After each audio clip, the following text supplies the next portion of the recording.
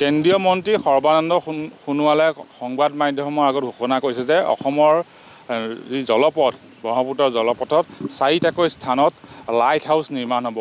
গুৱাহাটী, শিলঘাট, ডিব্ৰুগড় আৰু বিশ্বনাথ ঘাটত। আৰু তাৰ ভিতৰতে শিলঘাট অন্যতম। আৰু শিলঘাটৰ এই যি জাহাজ ঘাট, যি পুৰণি জাহাজ ঘাট, ব্ৰিটিছৰ দিনৰ পৰাই চলা যি জাহাজ ঘাট, ইয়াতো এটা লাইট হাউচ নিৰ্মাণ হ'ব। আৰু সেই ঘোষণা ইতিমধ্যে কেন্দ্ৰীয় মন্ত্ৰী সৰ্বানন্দ সোণোৱালে ঘোষণা কৰিছে। আমি দেখুৱাইছোঁ শিলঘাটৰ নদীঘাটৰ দৃশ্য। ইয়াত যিহেতু বিভিন্ন সময়ত জাহাজসমূহ আহি থাকে, কিন্তু ইয়াত স্থায়ী জাহাজ ঘাট নাই বা জাহাজ ঘাটৰ বাবে যিখিনি আন্তঃগাঁথনিৰ প্ৰয়োজন সেইখিনিও কিন্তু কৰাৰ প্ৰয়োজন আছে। কিন্তু তাৰ সমান্তৰালকৈ যিহেতু লাইট হাউচ নিৰ্মাণৰ কথা কৈছে, তাৰ পৰৱৰ্তী সময়ত কিন্তু শিলঘাটৰ যি নদী পৰ্যটন বা ব্ৰহ্মপুত্ৰৰ যি নদী পৰ্যটনে অনন্য মাত্ৰা লাভ কৰিব বুলি সকলোৱে আশা কৰিছে।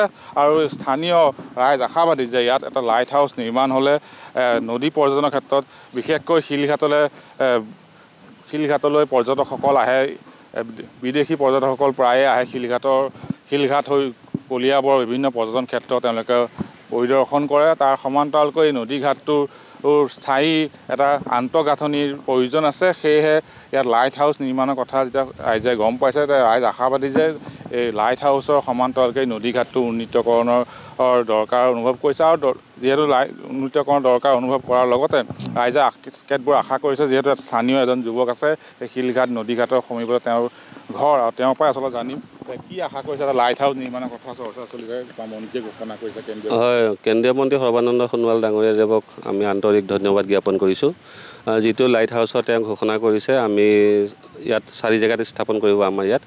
এইটো খুব আদৰণীয় পদক্ষেপ। আমাৰ যি লাইট হাউচ হ'ব, লাইট হাউচ হোৱাৰ লগে লগে ধৰক পোনপ্ৰথমে আমাৰ ইয়াত নিবনুৱা যিসকল নিবনুৱা আছে, নিবনুৱাৰ 2-4জন মানুহ হ'লেও এজেগাত চাকৰি পোৱাৰ সম্ভাৱনা।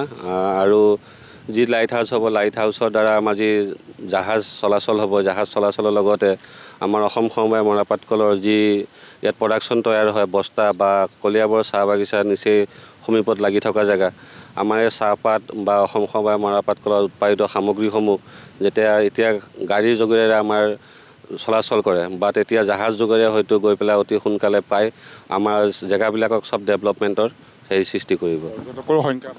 পৰ্যটকৰ সংখ্যা বাঢ়িব, যিহেতু আমাৰ ইয়াত গংগাবিলাস, চৰাইদেউ, চুকাফা, এইবিলাক মহাবাহু এয়াৰ জাহাজেৰে আমাৰ বাহিৰৰ পৰ্যটকসকল ইয়ালৈ আহি পেলাই আমাৰ ইয়াৰ কালচাৰেল প্ৰগ্ৰেমেই হওক বা ওচৰৰ দোকান বজাৰৰে বহুত ইয়াত আমদানি ৰপ্তানিৰ সুবিধা হয়। আৰু ইয়াত যদি জাহাজ ঘাটটো আপোনাৰ যি ব্ৰিটিছৰ দিনতে জাহাজ ঘাট, এই জাহাজ ঘাটটো যদি আমাৰ স্থায়ীভাৱে ইয়াত নিৰ্মাণ কৰি পেলাই জাহাজ চলাচল কৰে, তেতিয়াহ'লেও আমাৰ ভৱিষ্যতলৈ ধৰক 200-300 বছৰৰ উঠি অহাৰ প্ৰজন্ময়ো এই ব্ৰিটিছে থৈ যোৱা জাহাজ ঘাটটো প্ৰত্যক্ষ কৰিব পাৰিব। আপুনি বিচৰা বাতৰি পাব কেৱল নিউজ 18 এপত। নিউজ 18 এপ ডাউনলোড কৰিবলৈ স্কেন কৰক এই QR কোড। গুগল প্লে ষ্টৰতো পাব এই নিউজ 18 এপ।